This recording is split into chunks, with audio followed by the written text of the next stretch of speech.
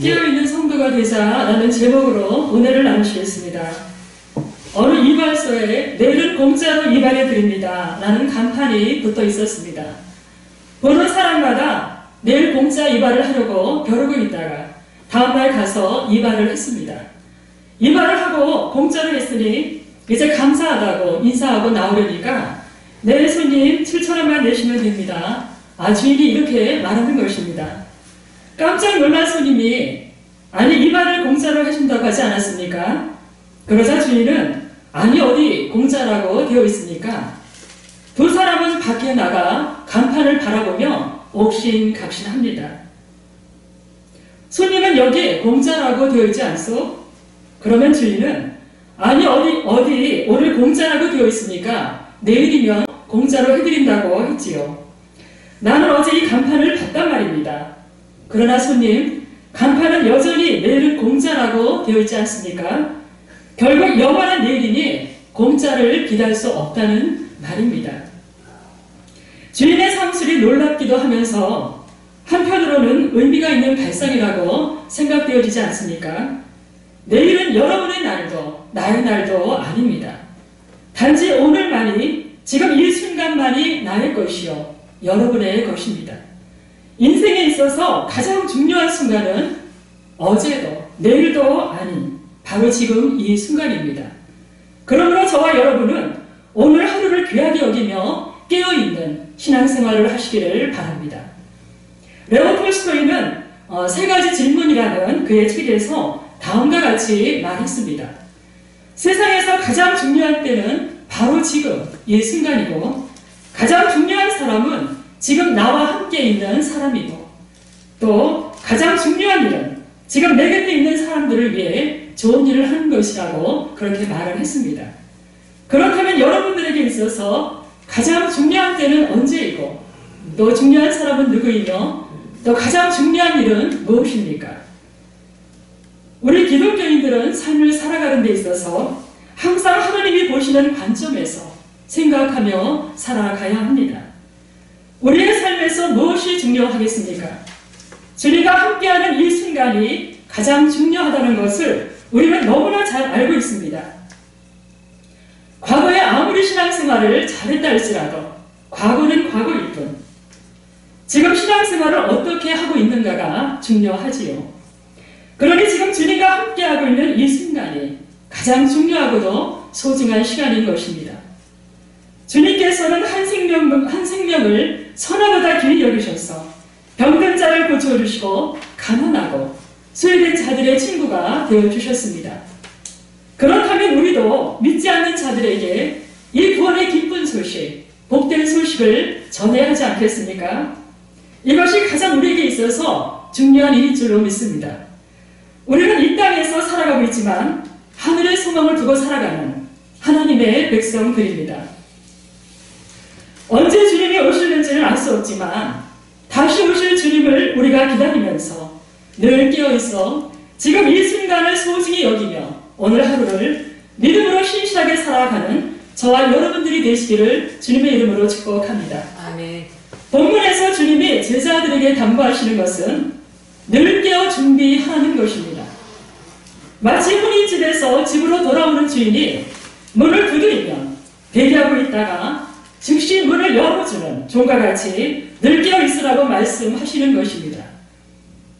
외국의 고전적인 영화들을 보면 보통 대저택이 나오지요. 꼭 나이든 집사가 등장합니다. 턱시도로 된 그 정장을 말끔하게 차려입고 주인공인 주인의 방 옆에 항상 대기하고 있다가 주인이 부르면 지체하지 않고 이제 주인이 무엇을 필요로 하는지를 알고 준비되어 있는 그렇게 만반의 준비를 갖추고 있는 종의 모습을 봅니다. 그 영화 속의 종들은 하나같이 주인에게 헌신하는 그런 충성스러운 종들이지요. 주인의 부름에 지체하지 아니하고 무엇을 명하든지 충성을 다하는 모습을 보면서 주인은 이러한 충성스러운 종을 믿고 자신의 모든 것을 다 맡길 수가 있는 것입니다. 영적으로 깨어있다는 것은 무엇을 말하고 있는 것일까요? 우리 삶의 매 순간 24시간을 주님을 바라보며 또 주님께 집중하고 있는 것을 말하고 있습니다. 주님께 온전히 온전히 집중하는 자는 주님 말씀에 순종하게 되어 있습니다. 저와 여러분도 주님의 음성을 듣고 주님의 부르심에 지체하지 않고 순종할 준비가 되어 있어야 할 줄로 믿습니다. 아멘. 본문 35절을 보면 주님은 제자들에게 허리에 띠를 띠고 등불을 켜고 서 있으라고 말씀하고 있습니다. 띠는 여러모로 필요하지요. 특히나 이스라엘에서는 이 겉옷의 허리에 띠를 띠기 위해서 꼭 필요합니다. 허리에 띠를 띄웠다는 것은 어떤 일이나 또 전쟁, 또 여행을 할 수 있는 그런 준비를 갖췄다는 의미를 갖고 있습니다. 이스라엘이라는 나라는 지중해성 기후여서 여름에는 너무 건조해서 또 뜨거운 태양이나 모래바람으로부터 몸을 보호하기 위해서는 이 기옷은 꼭 필수입니다. 꼭 필요하지요. 그러나 또 신속하게 움직여야 할 때에는 이런 기옷이 더 거추장스러울 수 있어서 이 띠로 허리를 묶기도 합니다. 띠로 허리를 묶었다는 것은 준비가 되어 있다는 것을 말하지요. 또한 이것은 영적 전쟁을 치를 준비가 되어 있는 자의 자세를 말하고 있기도 합니다. 남들이 다 자는 그 깊은 밤에 허리에 띠를 띠고 등불을 켜고 있다는 것은 깨어 있다는 것이고, 또 깨어 있다는 것은 유사시의 긴급 상황이 발생해도 대처할 수 있는 만발의 준비를 갖추고 있다는 의미도 되기도 합니다. 무슨 준비가 되어 있을까요? 주님이 언제 오실지 아버지 외에는 아는 이가 없다고 말씀하셨는데, 언제 오실지는 몰라도 주님이 오셨을 때에 깨어있는 자는 알 것입니다. 깨어있는 자가 주님을 맞이할 수가 있습니다. 주님이 제자들에게 허리에 띠를 띠고 등불을 켜고 서 있으라고 하신 이유는 다시 오실 주님을 기다리며 날마다 영적 전쟁에서 승리하도록 깨어있으라는 것입니다. 허리 디스크로 고생하신 분들은 다 잘 아실 것입니다. 저 역시 12~3년 전에 허리 디스크로 신경이 눌려서 걷기가 힘들 정도로 고생한 적이 있어 이 허리의 중요성을 너무나 잘 알고 있습니다. 허리는 우리 몸에 있어서 가장 중심부 역할을 합니다. 허리가 고장이 나면 어떻습니까? 허리를 펴지 못하니 서 있기가 힘들어서 이 몸의 중심을 지탱하기가 너무나 어렵습니다. 몸의 구조상 이 허리가 중심부인 것 같이 우리가 신앙생활을 균형 있게 잘 하기 위해서는 중요한 것이 있다는 것이지요. 그 중요한 것이 무엇이겠습니까? 말씀과 기도입니다. 이 두 가지가 우리의 신앙생활에 균형을 잡아주는 데 있어 너무나 중요하다는 것은 우리 모두가 너무나 잘 알고 있습니다. 그런데 그렇게 살아가고 있습니까? 사역이 바쁘다는 핑계로 말씀을 묵상하고 기도하는 시간은 점점 줄어가고 있지는 않습니까? 변질된 믿음은 멀리 있는 것이 아닙니다. 말씀과 기도 생활이 점점 줄어드는 데서부터 시작이 되는 것입니다. 말씀과 기도로 깨어 있어야 합니다. 지금 우리가 살고 있는 시대는 각자의 소견이 옳은 대로 살아갔던 사사시대와 같은 그런 세상에 살고 있습니다. 많은 사람들이 또 신앙인들조차 자신이 주인으로 살아가고 있습니다. 부패가 만연하고 거짓이 난무하고 진실이 외면당하고 있습니다. 올바른 마음으로 살아가기가 쉽지 않은 이 시대에 그래도 희망으로 남아있는 것은 바로 우리 그리스도인들인 줄로 믿습니다. 우리 한 사람 한 사람이 하나님의 말씀 안에서 진실함과 정직함으로 또 성실함으로 살아가려고 힘쓴다면 세상은 반드시 변화될 줄로 믿습니다. 이 세상을 변화시킬 수 있는 힘은 바로 하나님 말씀 앞에 순종하는 우리 기독교인들의 변화된 삶에 있는 줄로 믿습니다. 저와 여러분들이 그와 같은 삶을 살아가시기를 바랍니다. 아멘. 이스라엘의 혼인잔치는 일주일 동안 벌어집니다. 잔치가 벌어지면 보통 깊은 밤중에 끝나기 때문에 깊은 밤에 집으로 돌아오는 주인은 어떻습니까? 많이 피곤하고 지쳐있을 것입니다.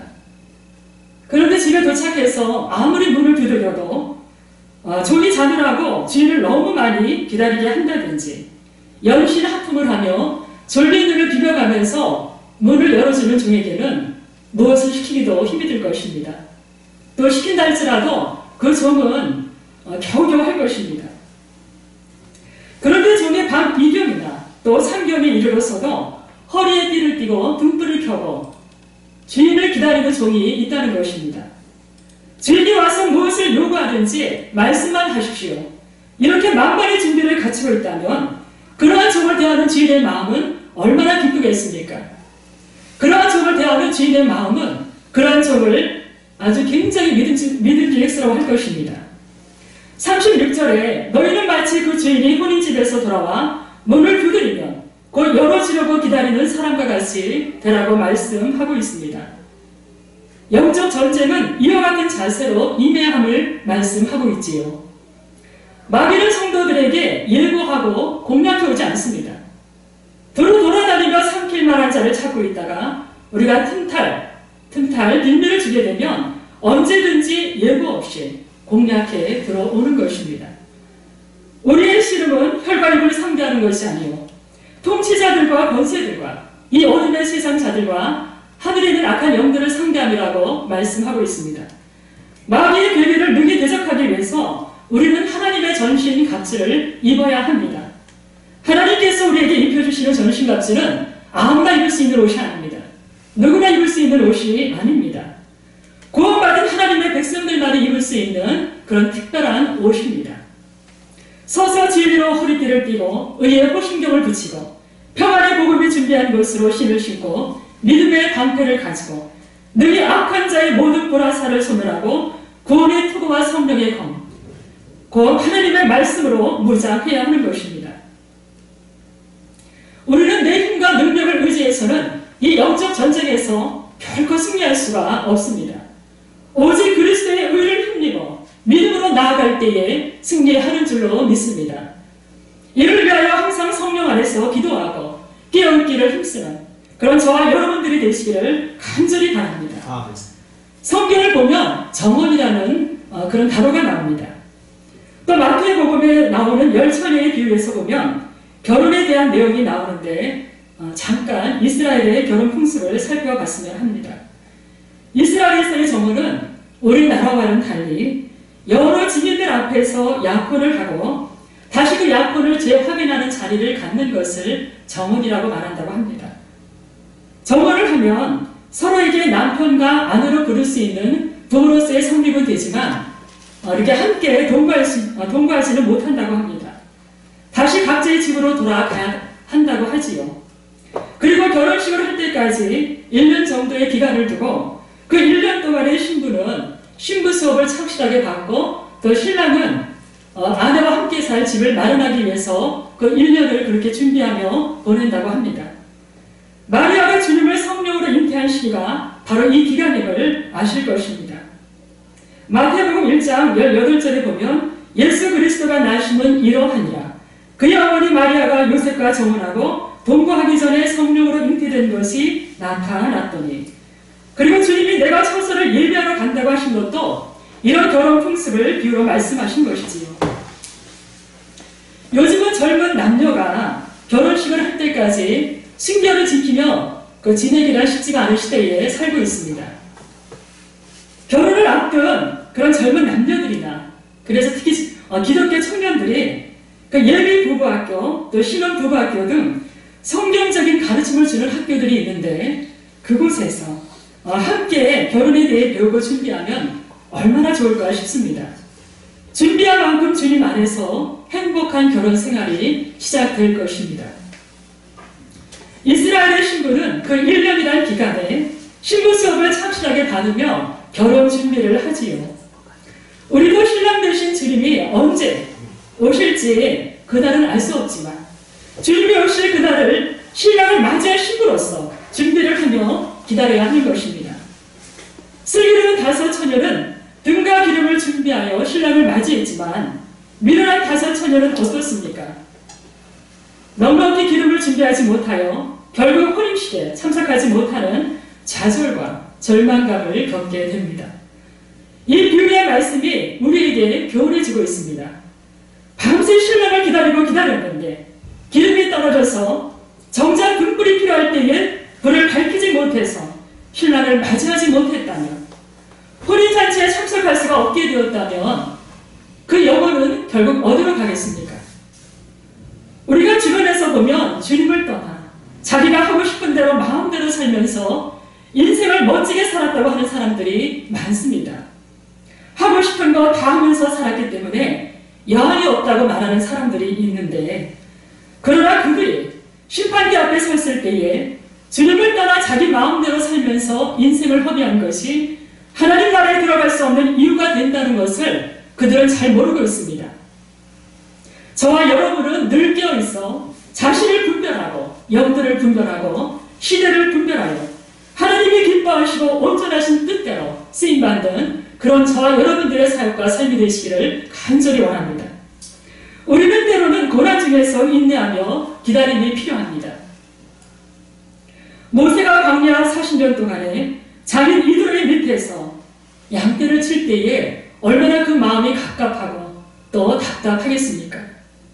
자신의 과거를 돌아보면서 많은 생각들이 교차했을 것입니다. 바로의 딸에게 양자로 들여져 왕자의 신분으로 부족함 없이 살았던 그 시절도 생각이 날 것이고, 동족끼리의 싸움을 말리다가 애굽 사람을 죽인 것이 탄로가 되어서 목숨을 부지하기 위해 미디안 광야 생활을 하게 된 것들, 그런 모든 것들을 생각하면서 어쩌다 내 신세가 이렇게 되었을까? 얼마나 많은 한숨을 쉬었겠습니까? 그러면서 보낸 40년이라는 세월은 결코 녹록지 않은 시간들이었습니다. 그러나 이 40년이라 긴 세월 속에서 보낸 기다림은 모세를 영적으로 깨어있는 하나님의 사람으로 정금같이 단단한 하나님의 사람으로 만들어져가는 시간이었다는 것을 알아야 합니다. 긴 기다림 속에서 때가 되니 이제 하나님은 호레산 떨기나무 가운데에서 모세를 부르시어 애굽에서 포로 생활하는 이스라엘 백성을 인도해낼 지도자로 세우신 것입니다. 다른 사람들보다 이 미디안의 광야의 생활이 길어서 내 삶이 너무 곤고하고 힘이 들어 포기하고 싶은 생각이 드실 때가 있으십니까? 그럴지라도 감사하십시오. 하나님께서 그만큼 정금같이 빚어서 하나님 마음에 합한 자로 사용하시고자 하시기 때문인 줄로 믿습니다. 성경에서 믿음의 선진들을 보면 다 오랜 세월을 연단 가운데에서 인내한 사람들입니다. 모세는 40년이라는 이 긴 세월 속에서의 기다림 가운데에서 준비되지 못했다면 하나님께 결코 쓰임받지 못했을 것입니다. 너무나 오랜 시간을 기다림으로 지쳐가고 있습니까? 그만큼 하나님은 우리를 주목하여 사용하시기를 원하시는 줄로 믿습니다. 질그릇처럼 쉽게 깨지는 그릇이 아니라 금그릇처럼 단단하게 만들려고 말입니다. 대충 쓰임받는 것이 아니라 온전히 쓰임받으려면 준비하며 인내하는 시간이 반드시 필요하다는 것입니다. 정금같이 빚어져서 귀하게 쓰임받는 저와 여러분들의 사역과 삶이 되시기를 간절히 바랍니다. 여러분들은 신앙생활하는 목적이 무엇입니까? 이 땅에서 복받기 위한, 또 삶의 형통함을 위하여 신앙생활을 하십니까? 물론 여기 계신 분들이야 그럴 분이 없겠지만, 그래도 우리는 항상 주님 앞에서 나의 신앙이 깨어있는지를 점검해 봐야 합니다. 늘 깨어있는 자에게 주시는 삶의 형통함은 우리가 구하지 아니하여도 하나님께서 필요할 때마다 적절하게 주시는 보너스인 것이지요. 늘 깨어있어 주님이 언제 오시든지 기쁨으로 주님을 맞이할 수 있는 저와 여러분들이 되시기를 바랍니다. 아멘. 39절 말씀에 너희도 아는 바니 집주인이 만일 도둑이 어느 때에 이룰 줄 알았더라면 그 집을 뚫지 못하게 하였으리라고 말씀하고 있습니다. 도둑이 도둑질 하려고 하는 집에 미리 경고해 주는 도둑이 있습니까? 당연히 없습니다. 언제 도둑이 들지 모르니 문단속을 철저히 하는 것이지요. 혼인잔치가 시작되면 문을 단단히 걸어 잠그고 열어주지 않는 이유가 있다는 것입니다. 왜 문을 절대로 열어주지 않는 것일까요? 하객들이 결혼식을 축하하기 위해서 이제 예물을 가지고 오는 것을 강도들이 알고 이런 혼인집을 노리기 때문이라고 합니다. 우리의 영혼도 도둑 맞지 않으려면 마음의 문단속을 철저히 해야 합니다. 늘 깨어있어 말씀과 기도로 우리 마음을 잘 지켜야 할 줄로 믿습니다. 이스라엘에서는 결혼식 잔치를 치르기 전에 먼저 잔치에 참석할 하객들의 참석 여부를 묻는다고 합니다. 그리고 잔치에 참석하겠다고 하는 하객들에게는 예복을 주는데 하객들은 예복을 반드시 입고 참석해야 합니다. 그 이유는 하객이 참석한다고 했다가 또 하지 않는 경우, 또 혼주가 준 예복이 아닌 다른 옷을 입고 오는 경우에는 그것이 혼주를 모독하는 것이 된다는 것이지요. 그래서 참석할 수 없는 이유가 된다는 것입니다. 성경에서 예복을 입지 않아 쫓겨난 것은 이런 이스라엘 결혼 풍습을 비유로 하신 말씀으로 우리로 하여금 깨닫게 하기 위해서입니다. 일주일 동안 신랑의 집에서 혼인잔치가 벌어지는 사이에 신랑과 그의 친구들은 신부의 집에 미리 기발하지 않고 거의 도착할 무렵이 되어서야 소리를 치며 신랑이 오고 있음을 알린다고 합니다. 우리도 언제 신랑 대신 주님이 오실지 모르기 때문에 슬기로운 가서처녀처럼 등과 기름을 준비해야 합니다. 성령님의 인도하심 가운데에서 말씀과 기도 생활을 충실히 하는 자가 늘 깨어 있는 자인 줄로 믿습니다. 늘 깨어 있어서 주님 오심을 준비해야 할 줄로 믿습니다. 37절에 주인이 와서 깨어 있는 것을 보면 그 종들은 복이 있으리로다. 내가 진실로 너희에게 이르노니 주인이 띠를 띠고 그 종들을 자리에 앉히고 나와 수종 들리라고 말씀하고 있습니다. 종이 깨어있어 주인을 맞이하는 것이 얼마나 기뻤으면 이제는 주인이 띠를 띠고 종을 자리에 앉히고 수종을 들겠다고 말씀하는 것일까요? 천국은 누구나 소망하지만 누구나 갈 수 있는 곳은 아닙니다. 늘 깨어있는 자만이 갈 수 있는 곳이기에 우리가 깨어있는 것 자체가 하나님을 기쁘시게 하는 것입니다. 우리가 늘 깨어있어 주님 오심을 기다리며 날마다 이 영적 전쟁에서 승리하시는 저와 여러분들이 되시기를 간절히 바랍니다. 아멘.